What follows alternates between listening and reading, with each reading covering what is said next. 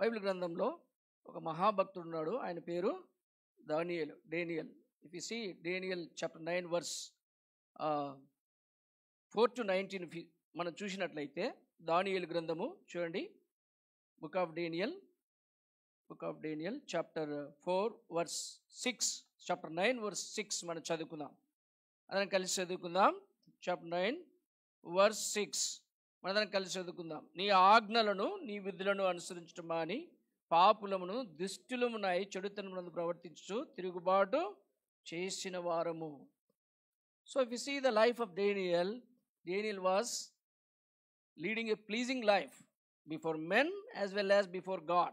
That we can see previous chapters when we read that. Even in this chapter, if you come down, the angel of the Lord said that, Danielu, neevu bahupriyudu, you are very beloved one. So like that he said. And also, according to prophet Jeremiah, 70 years this the southern kingdom, right? Southern kingdom, that is యూదా రాజ్యము చెరలోనికి వెళ్తున్నది అనేటువంటి విషయాన్ని మరి prophet ఇర్మియా ప్రవచించడం జరిగింది. That he knows very well. Probably when he was in teenage, దానియేలు బబులోనుకు కొనిపోబడుతూ వచ్చినాడు మరి టీనేజ్లో ఉన్నప్పుడు. ఇప్పుడు ఈ సందర్భంలో అరౌండ్ 90 years ఆర్ 90+ ఆయన ఉండవచ్చును. After 70 years God may visit people of Israel అనేటువంటి లేదా యూదులైన వారిని దేవుడు విజిట్ చేస్తున్నాడు అనేటువంటి విషయాన్ని మరి దానియేలు క్లియర్గా ఆయనకు తెలుసు. అయితే ఆయనకు తెలుసు కాబట్టి సరే మనం ఖాళీగా ఉందాంలే, ఎందుకు ఈ ప్రార్థన, చాలా భారభరితమైన ప్రార్థన చేసినాడు. ఎటువంటి ప్రార్థన అంటే బహుప్రియుడైనటువంటి మరి అతి శ్రేష్టమైనటువంటి 3 వ్యక్తులను దేవుడు చూసినప్పుడు అందులో ఒకడు దానియేలు, నోవా, జోబ్ అండ్ డేనియల్. ఇజ్రాయేల్లో మనం చూడొచ్చు ఆ మాటలు.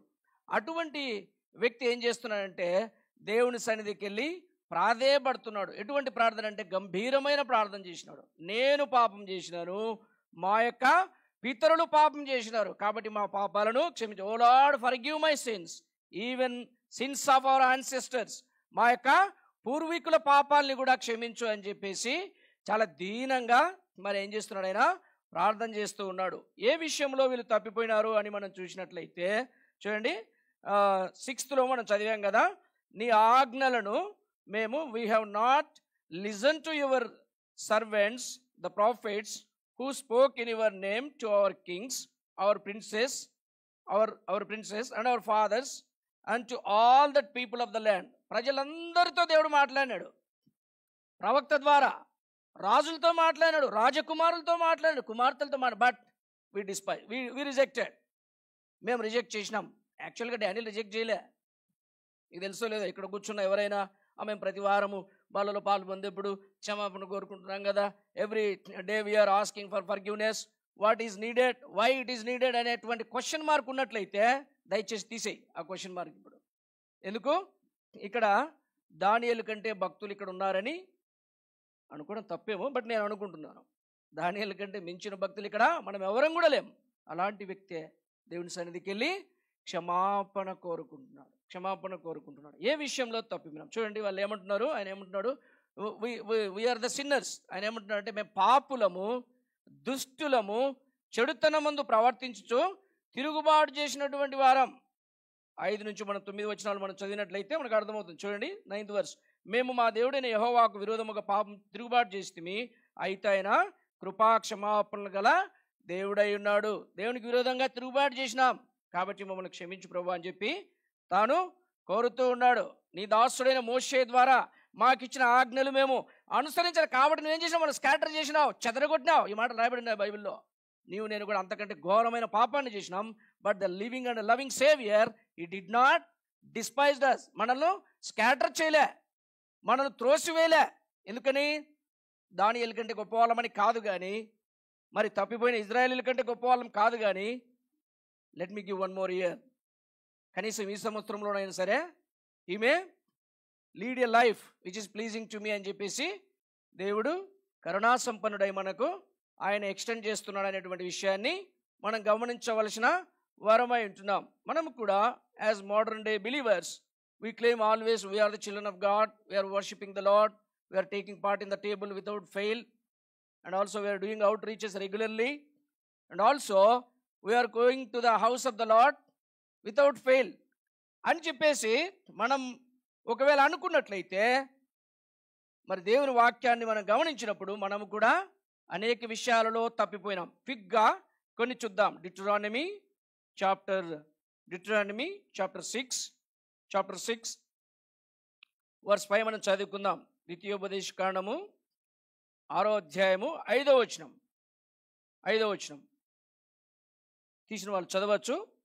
ఏముంటుందంటే, నీ పూర్ణ హృదయముతోనూ, నీ పూర్ణ ఆత్మతోనూ, నీ పూర్ణ శక్తితోనూ నీ దేవుడైన యెహోవాను ప్రేమించవలెను. This is the commandment, right? 1 John chapter 2 verse 4 మనం చదువుకుందాం. 1 John, let us read 1 John chapter 2 verse 4. ఏముంది అక్కడ? 1 John chapter 2 verse 4. ఆయనని ఎరిగి ఉన్నానని చెప్పుకొనుచు ఆయన ఆజ్ఞలను గైకొనని వాడు అబద్ధికుడు, వానిలో సత్యము లేదు. నీ పూర్ణ హృదయముతో, నీ పూర్ణ ఆత్మతో, నీ పూర్ణ శక్తితో ప్రభువుని ప్రేమించాలి. 2024లో can we say that yes, I loved God? Whatever you mentioned, that 3 statements, can we say anybody? We can't. మనము చెప్పలేము. కాబట్టి మనము ఒకవేళ ఆయన ప్రేమిస్తున్నాము అని చెప్పి ఆయన ఆజ్ఞలు గైకొనకపోతే మనలో సత్యం లేదు. ఎంత ప్రార్థన చేసినా, ఎంత ఆరాధన చేసినా, మరి ఎన్ని గొప్ప కార్యాలు చేసినా ఇట్ ఈస్ ట్రూ. రెండోదిగా మనం చూసినట్లయితే చూడండి, ఇది మనం పాత నిబంధనలో రాయబడింది కదా. It is written in the old testament, why should I bother అనుకో. Even new testament Lord Jesus Christ referred the same statements in Matthew's gospel, Luke's gospel, Mark's gospel, everywhere. Even Apostle Paul, he referred while he is writing an epistle to Romans as well as to Corinthians. God is God for all. ఆయన ఒక్కడే దేవుడు, ఆయన అందరికీ దేవుడు, అన్ని జనులకు కూడా అని చెప్పేసి తెలియజేస్తున్నాడు. Is God to the Gentiles as well అని చెప్పి తెలియజేస్తున్నాడు. కాబట్టి it means we have to love him and we have to ఆయనను సేవించాలి. ఎట్లా సేవించాలి? పూర్ణ హృదయముతో, పూర్ణ ఆత్మతో, పూర్ణ శక్తితో మనము ప్రేమించాలని దేవుని వాక్యం తెలియజేస్తుంది. ఈ విషయంలో మనము నిజంగా ఫెయిల్ అయినాం. I don't know about you, I am miserably failed. So I need the forgiveness at this moment. Second, if we see that Matthew's Gospel chapter 7 verse 21 to 23 మనం చూసినట్లయితే, ప్రభువా ప్రభువా నన్ను పిలిచేవాడు ఏముంది అక్కడ? పరలోక రాజ్యంలో లార్డ్ లార్డ్ అని ఎవరైతే పిలుస్తున్నారో he cannot enter into the heaven. But who will enter? But he that doeth the will of my Father which is in heaven. పరలోకమందున్న నా తండ్రి చిత్తాన్ని చేయువాడే పరలోక రాజ్యములో ప్రవేశిస్తాడు, అందరూ కాదు. ఇప్పుడు మనం ఉండొచ్చు where we failed in doing the will of God. I'll show only 2 instances. That does not mean I am sharing here means నేనని చేసిన అని చెప్పట్లేదు. అలా చెప్పడానికి ఎప్పుడు కూడా ధైర్యం చేయను. సో 1 Peter chapter 1 verse 14 ఏముంటుందంటే, నేను పరిశుద్ధుడైన ప్రకారం కనుక మీరును పరిశుద్ధులైండుడి అని ఉంటుంది. 1 Thessalonians chapter 4 verse 3లో మనం చూసినట్లయితే, స్పీడ్గా తీయండి టైం. 1 Thessalonians chapter 4 verse 3, మీరు పరిశుద్ధులగుటయే దేవుని చిత్తము. It is the God's will. Living a holy life, dear brother, dear sister, leading a holy life on this side, this is the God's will. దేవుని యొక్క చిత్తం అది. Can we say that we did God's will throughout all these 365 or 366? 24 కాబట్టి maybe 366 ఉండొచ్చు, right? Anyway 360 plus అనుకుందాం. సో ఈ రోజులన్నీ కూడా నేను హోలీ లైఫ్ జీవించాను అని చెప్పగలిగినటువంటి స్థితిలో మనం ఉన్నామా అంటే, నిర్ద్వందముగా, నిస్సందేహంగా, without any doubt, we did not lead the holy life on this side. So we need confession. So we need to ask, oh Lord, forgive me అని అడగవలసిన వారం అంటున్నాం. Next one, if we see that 1 Thessalonians chapter 5 verse 18, if we see, it is there, in everything give thanks. For this is the will of God in Christ Jesus. ఇది యేసు క్రీస్తు ప్రభువులో, క్రీస్తు యేసులో ఇది దేవుని చిత్తమై ఉన్నది. ఏంటి? In everything give thanks. ఇంట్లో మనం కోపం వచ్చినప్పుడు థ్యాంక్స్ అని చెప్తామా? Highly impossible. బయట కోపం వచ్చినప్పుడు కూడా హైలీ ఇంపాసిబుల్. బయటికి కనిపించకపోవచ్చు, కానీ internally we cannot say thanks to the Lord. Lord, thank you for allowing this particular incident, particular failure, particular మరి ఏ విధమైనటువంటి ఇవి నాకు అనుమతించినందుకు నీకు వందనాలు మనం చెప్పగలమా అంటే we never say that. We can't say that. We did not say that. So we miserably failed in doing the will of God. దేవుని చిత్తమును చేయడంలో కూడా నిస్సందేహంగా తప్పిపోయాం. రైట్. తర్వాత మనం చూసినట్లయితే because we are in the world. World ఎలా ఉంది? వరల్డ్ ఏముంది, బాగుంది కదా అని మనం అనుకోవచ్చు. Third one, if you see that in loving our neighbours we failed.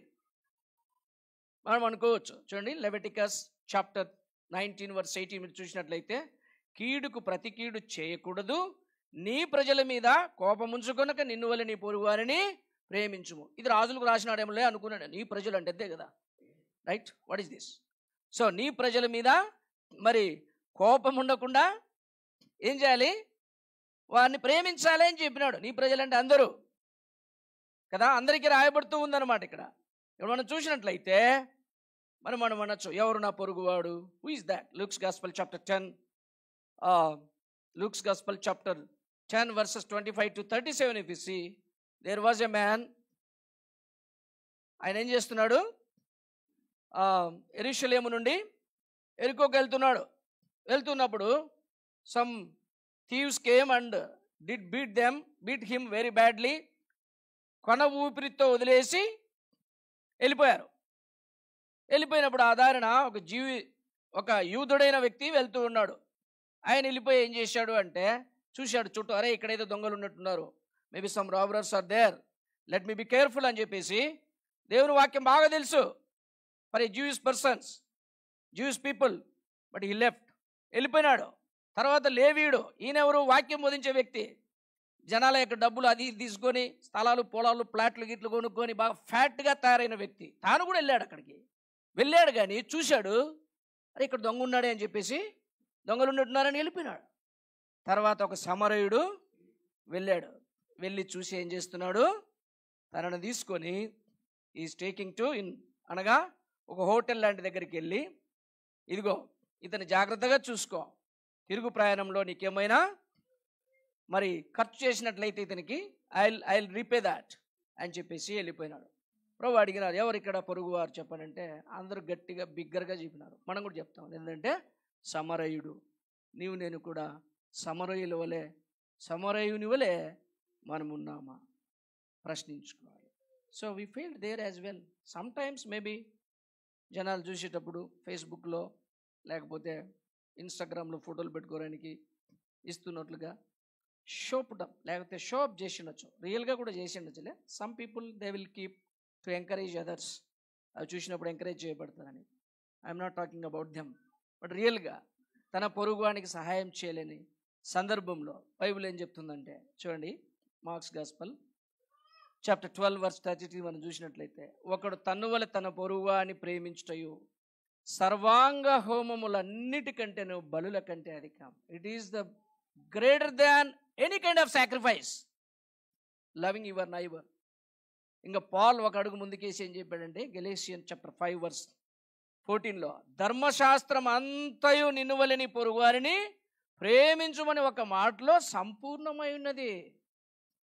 So we all failed in there as well.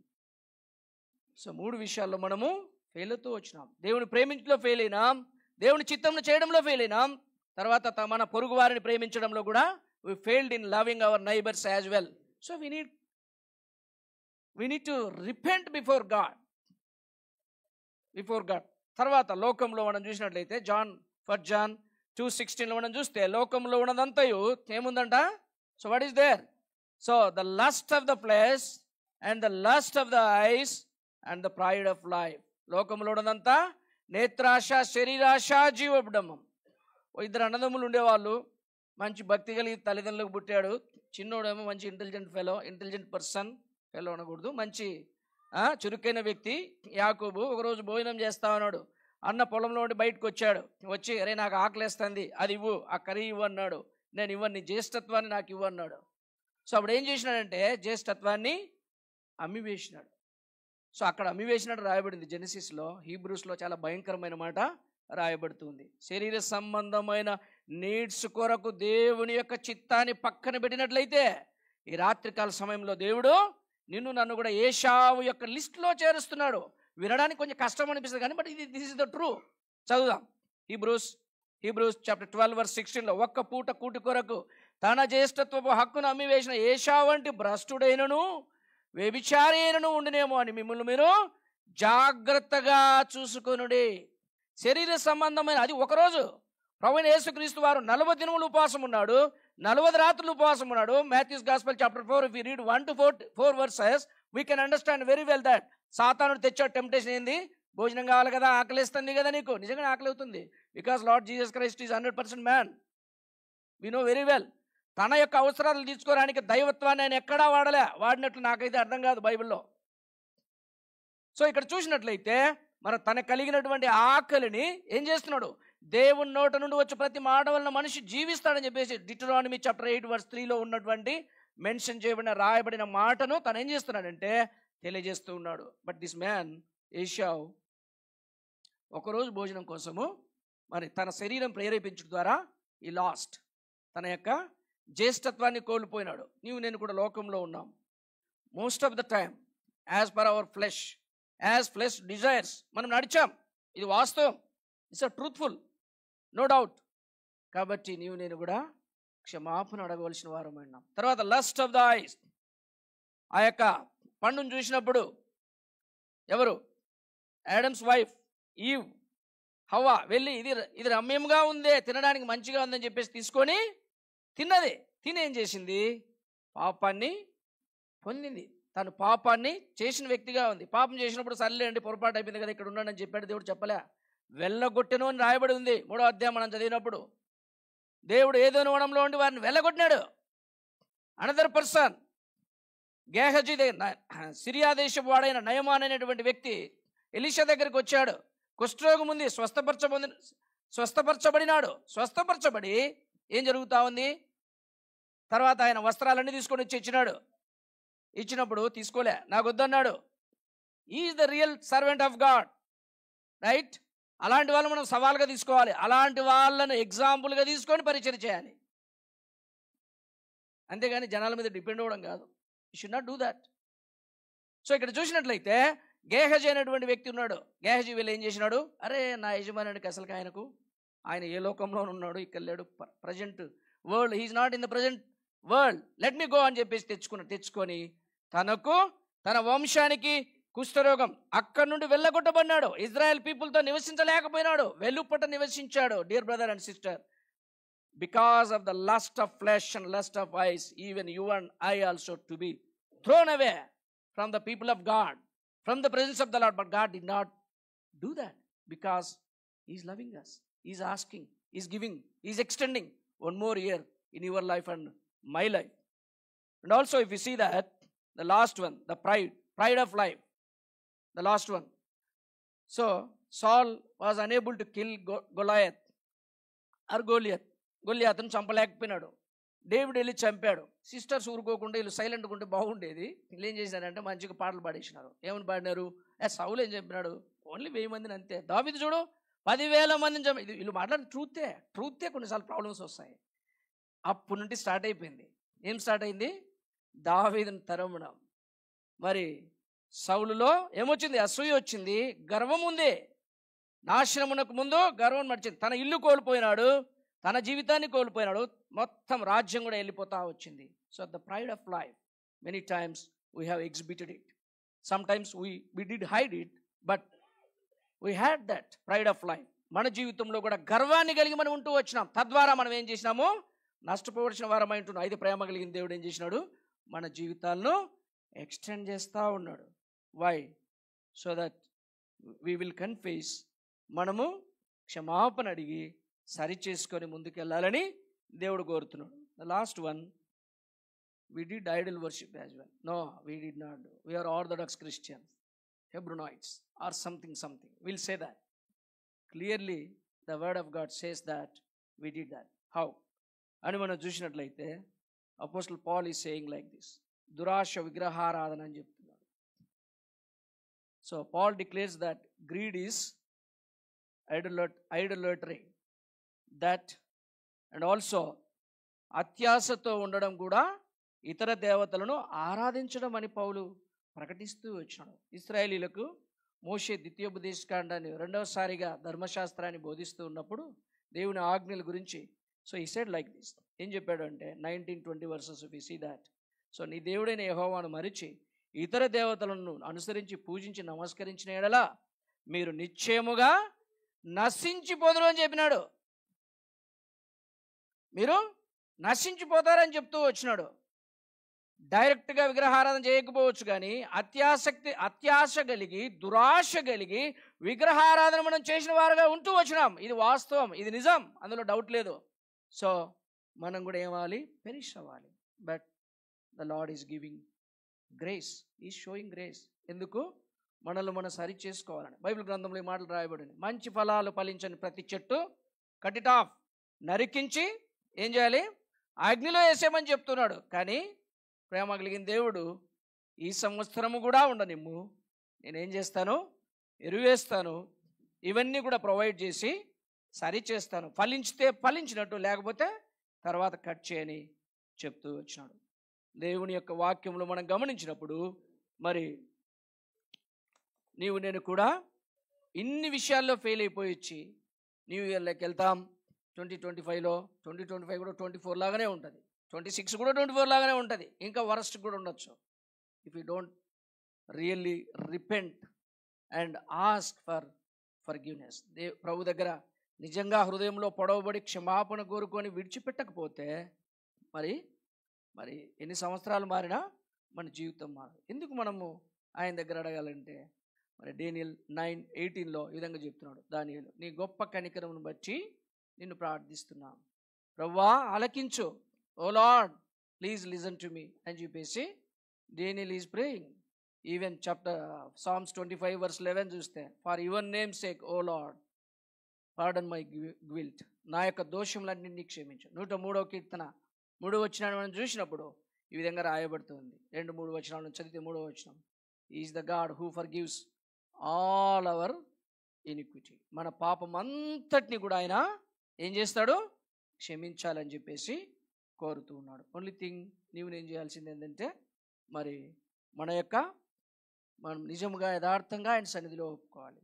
మరొక సంవత్సరాన్ని దయాకిరీటంగా నువ్వు వస్తున్నావు ప్రభా, ఎందుకంటే నేను బాగా జీవించానని కాదు, నా యొక్క పతనాలని సరి చేసుకోవడానికి, in order to rectify my self, in order to ask for forgiveness, repent and come under the sprinkling blood of lord Jesus Christ అని చెప్పేసి ప్రభు ఇస్తున్నాడు. ఆ రీతిగా మనము ప్రభు సన్నిధిలో దేవుని వాక్యం వెలుగులో పరీక్షించుకొని ప్రభు దగ్గర క్షమాపణ కోరుకుందాం.